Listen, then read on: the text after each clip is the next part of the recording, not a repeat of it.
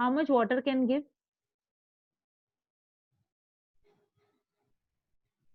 10 degree पे water है। 10 degree. हाँ, तो 10 डिग्री पे वाटर कितना एनर्जी दे सकता है आइस को मेल्ट होने के लिए? I am just trying to explain. MC delta. हाँ, तो mc डेल्टा टी, तो कितना आंसर आएगा? 10 इंटू 4.2 इंटू 10, मतलब 420 जूल्स। मुझे एक बात बोलो, पूरा आइस गलने के लिए आपको कितना चाहिए? 3570। ओके, जस्ट एक minute, I will just annotate, please understand the concept. Okay, ice melt होने के लिए कितना उसको चाहिए? 210 प्लस 3360, तो कितना उसको चाहिए? टोटल कितना चाहिए? 3570 जूल।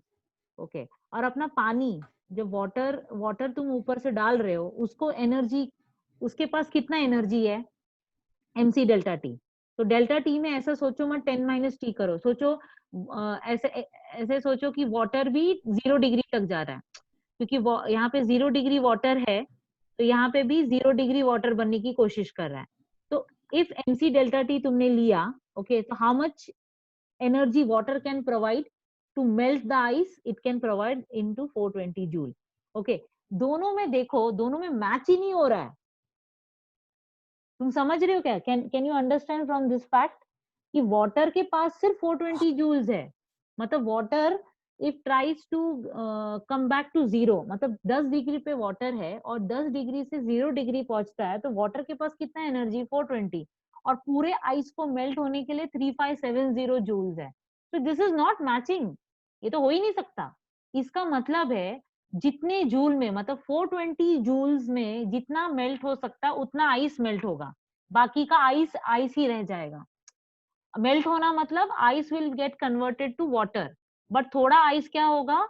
वो वैसे का वैसे ही रह जाएगा। Are you understanding? समझ में आया क्या? This is the concept actually. तो जब आपको, see now this is a typical question, they might not ask any mix question, but then ये तुम फटाफट कर सकते हो कि आइस मेल्ट होने के लिए आपको कितना चाहिए? 3570 जूल्स, एंड वाटर कितना प्रोवाइड कर रहा है हीट एनर्जी? 420 जूल्स। ये तो मैच ही नहीं हो रहा है। इसका मतलब है आइस पूरा मेल्ट नहीं हो रहा है, मतलब पूरे आइस को मेल्ट होने के लिए मुझे 3360 चाहिए। Okay, are you understanding? Fine.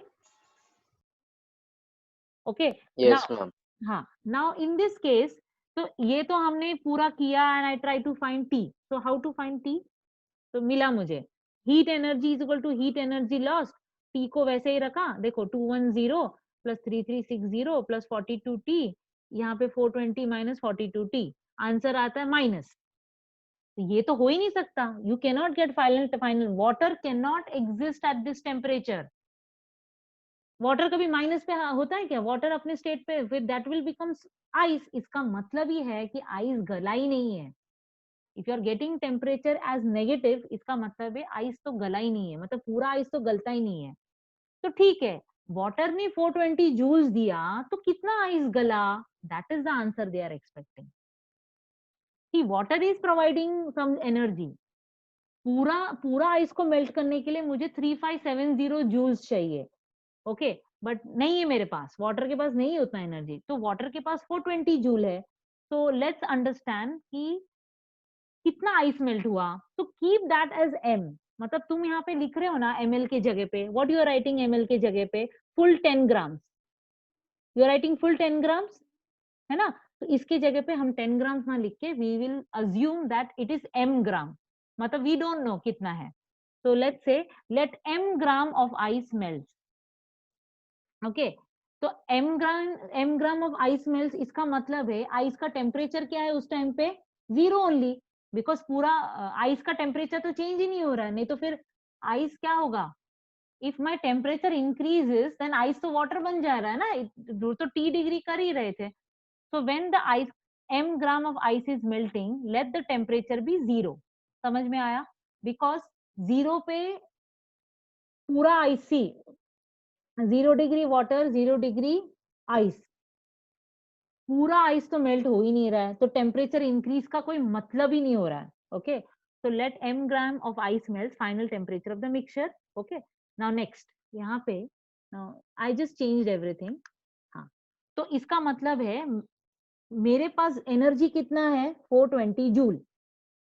पानी जब तुम डाल रहे हो उतना 420. अब 420 जूल में तो ये मेरा हॉट बॉडी है, इसलिए मैंने इसे अलग कलर का किया है ना. आइस, आइस क्या हो रहा है, -10 से 0 तो हो रहा है, मतलब 200, 420 में से 200 जूल तो -10 से 0 करने में लग गया.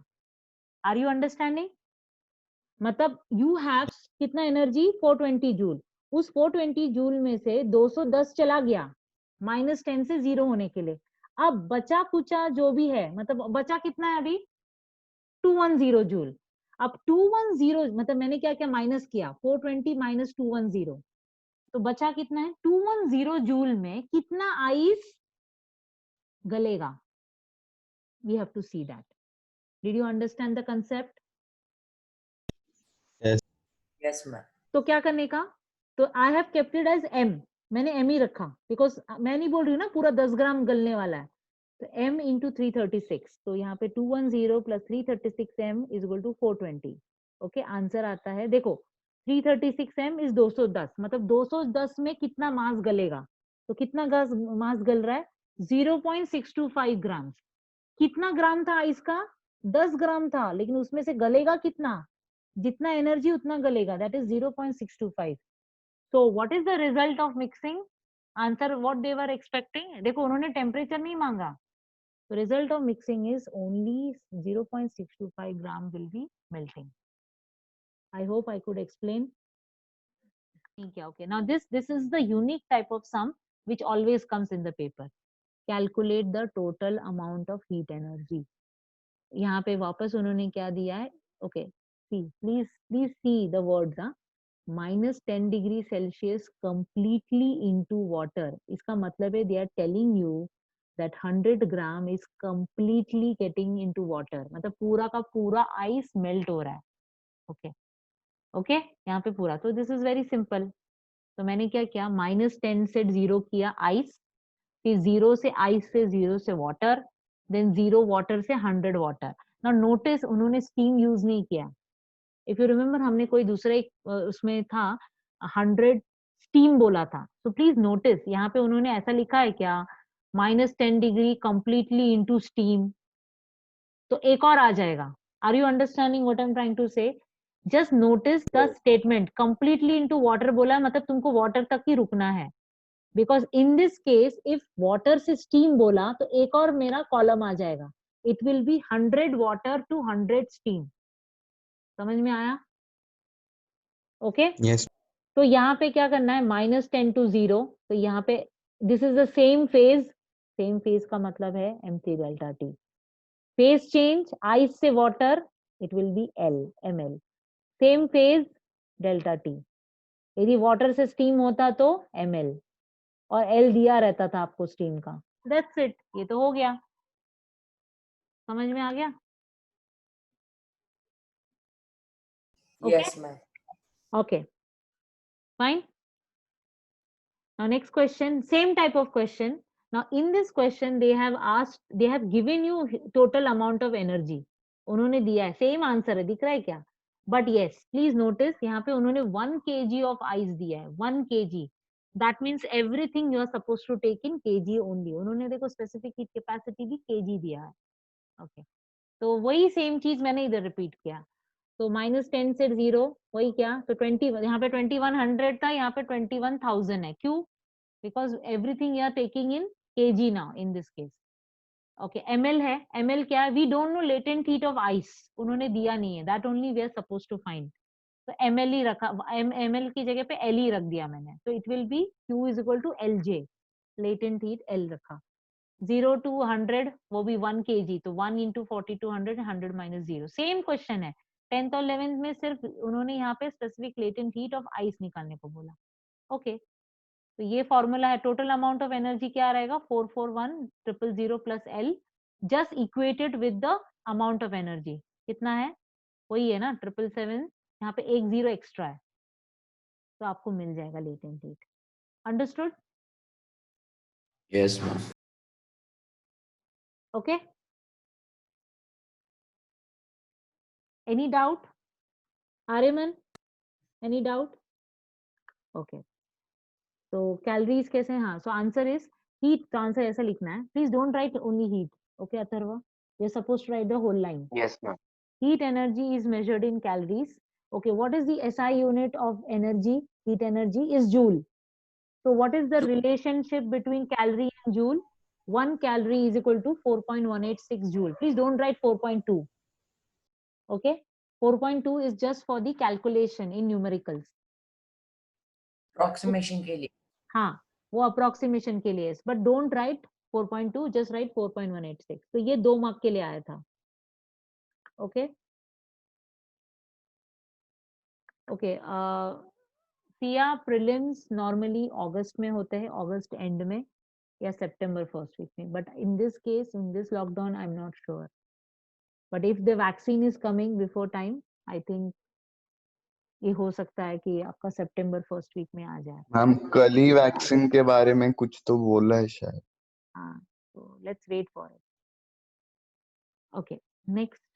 तो ये देखो 2 मार्क के लिए, ये कहाँ पे आया था? सेक्शन ए में आया था. Okay, next question. Specific heat capacity, ये टाइप के क्वेश्चन बहुत आता है. ओके, एक सब्सटेंस ए है, उसका कितना है? 3800, और एक सब्सटेंस बी है 400. अभी क्वेश्चन पूछ रहे हैं which of the two substances is good conductor of heat? B, B. क्यों? because it has a low specific heat capacity yes. and it needs less amount of heat energy to raise the temperature to raise the temperature. Yeah, raise the temperature. Yeah, good conductor of heat has low specific heat, and a bad conductor of heat has high specific heat. The substance B is a good conductor of heat. Okay, fine. Yes ma'am. तो देखो question कैसा आया? 2 mark, ऊपर का 2 mark, 2 mark, तो कितने आए? 4 mark के लिए आ गए. ओके, तो 4 मार्क सेक्शन ए में आए. ओके, ओके, आई थिंक नहीं, ये सेक्शन बी में है, 2019 के सेक्शन बी में है. तो 4 मार्क, सी 4 मार्क है और 10 मार्क सेक्शन बी में, तो कितने मार्क्स के है टोटल कैलोरीमेट्री के? 14 मार्क. तो कभी कभी 14 मार्क, कभी 16 मार्क ऐसे आ सकते हैं. ओके, तो नॉर्मली सेक्शन ए में यही पूछते हैं. Okay, define calorimetry. Name the material used for making calorimeter. Why is a calorimeter made up of thin sheets of the above material? Answered. मतलब जो भी तुमने आंसर दिया है वो into copper है. हाँ, तो कॉपर है, तो why it is made up of thin sheets? तो पहले तो आंसर लिखते To हैं. reduce the heat capacity. Yeah, High specific heat capacity. yeah. That is good.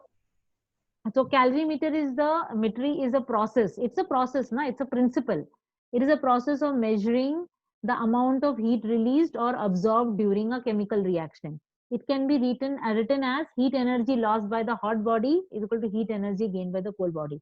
Now I'm telling you very frankly, ये मैंने वहाँ से copy किया है. You can write the definition from the textbook, word to word. Okay, so don't need to refer this. Just check your क्या बोलते हैं, text book देख लेना कि क्या लिखा है डिफाइन कैलोरीमेट्री पे. Okay, this word should come, ये तो चाहिए मुझे. Heat energy loss by hot bodies, heat energy gain by cold body. Name the material used. Thin sheets of copper. Material is copper. पूरा लाइन लिखना है. आप please ऐसा कॉपर लिख के छोड़ो मत, मैं नहीं दूंगी marks. Why is calorimetry made up of thin sheets? Okay, because copper is a good conductor of heat. The vessel acquires the temperature of its content quickly. Copper has low specific heat, so therefore small amount of energy is needed to acquire that temperature. ठीक है? Ma'am, Yes, बोलो. इधर heat capacity का concept आएगा ना, क्योंकि वो मास पे डिपेंड होता है. हाँ, तो वही तो लिखा है ना, copper has low specific heat. नहीं, हीट कैपेसिटी, सिर्फ हीट कैपेसिटी. नहीं, आप क्या करो, लो स्पेसिफिक हीट कैपेसिटी लिखो. I know you are right, thin sheets है, मास है एंड ऑल, but Like इसमें we need to write why copper is taken as a material. So you need to write because it has low specific heat capacity. Copper, understand one thing, copper का property है, वो characteristic है specific heat capacity. Okay, why not other things are used? मतलब दूसरे metals क्यों नहीं ले रहे, copper ही क्यों ले रहे? Because उसका characteristic है that it is low specific heat capacity. So in this question, we are talking about the characteristic, not the heat. Heat capacity for the whole body वो तो पूरे बॉडी का रहेगा, लेकिन आपने कॉपर ही क्यों यूज किया वो बॉडी के लिए? बिकॉज कॉपर में एक यूनिक चीज है, that is the characteristic is it has लो, कितना है रे लो स्पेसिफिक हीट कैपेसिटी? 0.4। 4.2 जूल। नहीं रे अच्छा बाबा, वाटर 0.4। हाँ हाँ, इफ यू राइट, मतलब तुम ऐसे लिख सकते हो 0.4 जूल पर ग्राम पर केल्विन, या तुम ऐसे लिख सकते हो 400 जूल पर किलोग्राम पर केल्विन।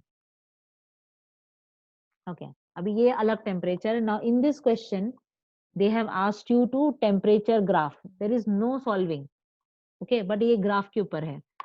ये 2019 में क्वेश्चन पूछा है। Okay, the melting point of naphthalene is 80 degree Celsius, okay, and room temperature is 30 degree Celsius. मतलब 80 डिग्री पे वो गलना चालू होगा नैप्थलीन बॉल। ओके, तुम्हारे पास नैप्थलीन है एट 100 डिग्री सेल्सियस, तो उसको 30 डिग्री तक लेके जाना है। ड्रॉ द ग्राफ, ऐसे टाइप की क्वेश्चंस आता है। And in the graph mark the region which corresponds to freezing process. तो ये 3 मार्क्स सिर्फ ग्राफ के लिए था, this was 3 marks question. If you don't properly draw, आपका पूरा गया, पूरा ग्राफ पे गया। तो सिंपल ग्राफ है, आप प्रॉपर्ली और लेबलिंग करना, बट मैंने जो मिला मुझे वो मैंने किया। ओके, तो देखो सबसे पहले एक्स एक्सिस पे टाइम लिखना है, वाई एक्सिस पे temperature, temperature has to be written in degree Celsius. जब 3 मार्क का आता है ना, so they are expecting to write all these things, okay, time is in seconds। Origin क्या है? 0 0। तो आप क्या करो, 30 30 पे एक लेबल डालो, 80 100, ठीक है। 100 से वो 80 तक जाता है, so I don't know what time required, okay, कितने टाइम तक वो 100 से 80 होता है, that they have not given. तो आप ऐसा अप्रोक्सीमेटली 100 से 80 करो, देन वो 80 को बहुत देर तक उसी में रहता है, उसी स्टेट पे रहता है, because melting point is naphthalene. अपना आइस का नेप्थलीन, आइस का कितना है मेल्टिंग पॉइंट? 0 डिग्री से 0 डिग्री। तो तुमने देखा होगा 0 डिग्री आइस से 0 डिग्री वाटर बनने के लिए लेटेंट हीट लगता है। Similarly 80 degree naphthalene, sorry 80 degree naphthalene से 80 डिग्री क्या बोलते हैं इसको, which will be the state, right, solid. 80 degree liquid to 80 degree solid बनने के लिए भी उसको लेटेंट हीट लगेगा, so there will be a straight line, it will be a horizontal line. और सॉलिड बनने के बाद वो 80 डिग्री पे सॉलिड बन गया, उसके बाद 80 से 30 उसको गिरना है ना, इसलिए 80 से 30 वो गिरा, इसलिए वो गिर रहा है, दिख रहा है? Did you understand the graph? देखो 100 से 80 तक हो रहा है, वो एक गिरा, तो there is a slope down.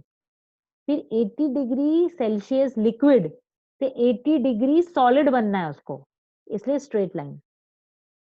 Then 80 degree solid से उसको 30 डिग्री सॉलिड बनना है, इसलिए वापस वो नीचे गिर रहा है। Understood everyone? Yes ma'am.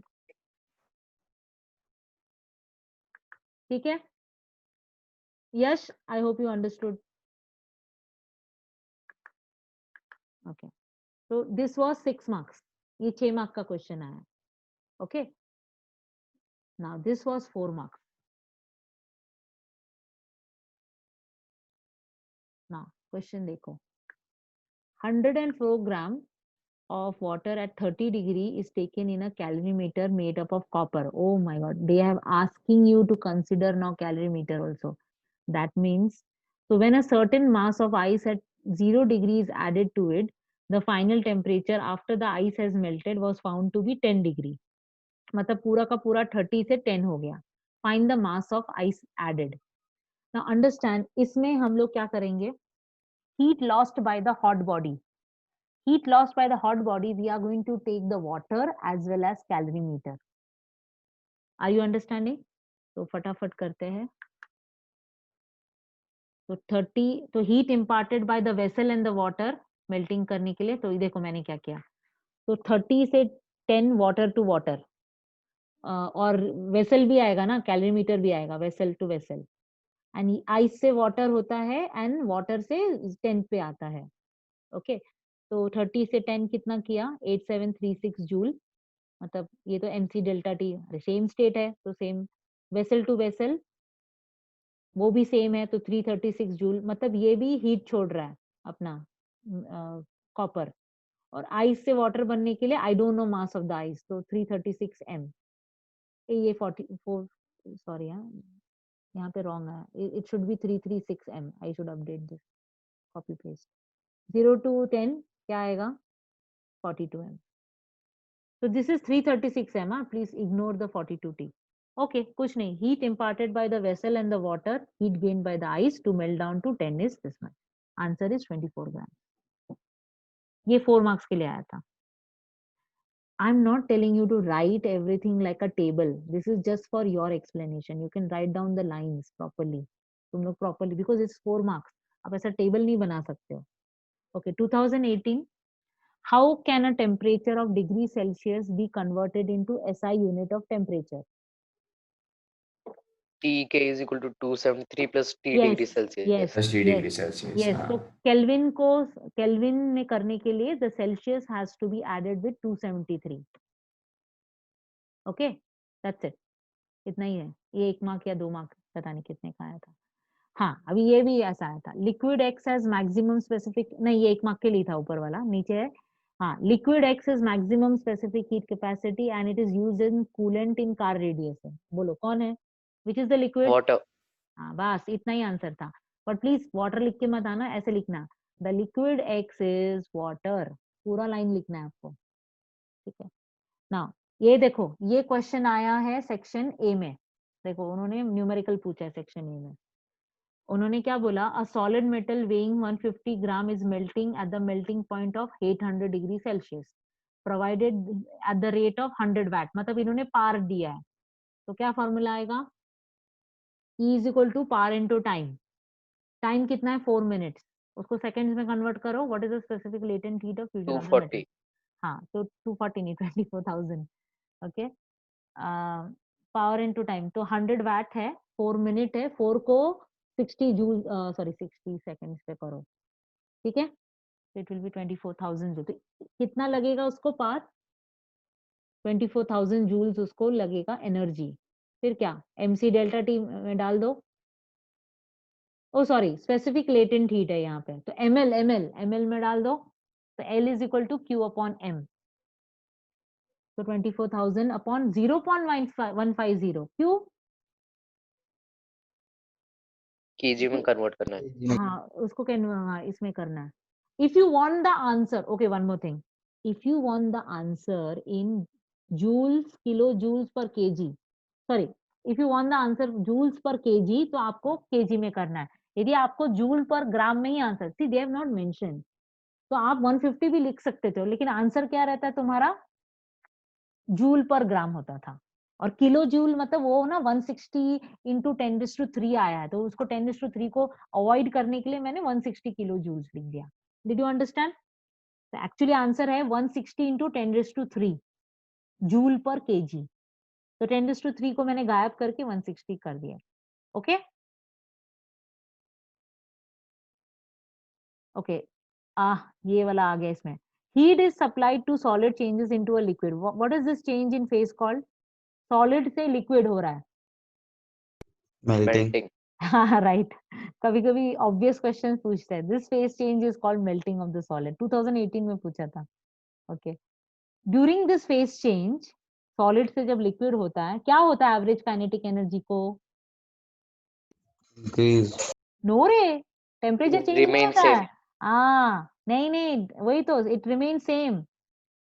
अरे जब मैंने वही तो बोला, जब फेज चेंज होता है, थर्मोमीटर मैंने रखा है आइस के अंदर, लेकिन कोई टेम्परेचर चेंज नहीं दिखा रहा है, क्यों, बिकॉज काइनेटिक एनर्जी क्या होता है, इंक्रीज ही नहीं हो रहा है, वो वैसे का वैसे ही पड़ा हुआ है, that's the reason temperature is not changing. Okay, phase change में टेम्परेचर कांस्टेंट रहता है, this is the funda of calorimetry. Okay, now what is the energy absorb during the phase change called, क्या होता है, Latent heat. Yes, the energy absorbed during the phase change is called latent heat of fusion। समझा आपको? Yes ma'am. Okay, next. State the difference between heat capacity and specific, तो मैंने इसका table डाल दिया। Okay, what is the mathematical relation between heat capacity and specific heat capacity? C dash MC is is equal equal to, to बड़ा C dash. हाँ बड़ा C, C dash. तो आप ऐसे C dash is equal to MC ये भी लिख सकते हो, या छोटा c is equal to बड़ा C dash अपॉन M वो भी लिख सकते हो। तो ऐसे लिखा है, ये छोटा c स्पेसिफिक हीट कैपेसिटी छोटा c एंड हीट कैपेसिटी बड़ा C dash। ओके ठीक है, ये 2018 तक का करके मैं ये करती हूँ, 2017 अभी नहीं सॉल्व करते हैं, बाद में अपलोड करूंगी। ओके ये टॉटर क्या है पता नहीं, जो भी है टेम्परेचर कुछ तो रहेगा, आई डोंट नो मैं आप टाइपिंग मिस्टेक किया ये जो भी है। Okay find the mass of ice needed, ये भी वही सम है तुमने देखा ही होगा। तो heat energy is heat energy gained. Okay कितना होगा heat energy, heat loss by 170 grams. तो यहाँ पे उन्होंने सब कुछ केजी में दिया हुआ है, नोटिस करो जूल पर केजी दिया हुआ है, तो मुझे 170 ग्राम को केजी में कन्वर्ट करना पड़ेगा। 170 इंटू 10⁻³ तो इतने जूल्स होंगे। Okay heat gained by mg of ice, मुझे पता नहीं मास कितना है, तो आइस को 5 डिग्री तक जाना है, तो पहले आइस क्या करे, मैंने वो टेबल नहीं बनाया। ओके आइस को पहले 0 डिग्री तक करना है। See ice 0 degree Celsius to 0 degree water करना है, फिर 0 डिग्री वाटर से 5 डिग्री तक करना है, इसलिए आपको 2 दिख रहा होगा। तो आई don't know what is the mass, इसलिए m को कॉमन लिया मैंने। You can do that table format. Okay you can do that and just कुछ नहीं, दोनों को इक्वेट करो। अरे डबल इक्वल टू लिख दिया। Okay 3210 it is heat loss and the heat gained is m into this. okay तो mass of ice आपको केजी में आंसर आएगा 90 ग्राम, 0.09। Okay understood? Yes, ma'am. Yes, ma'am.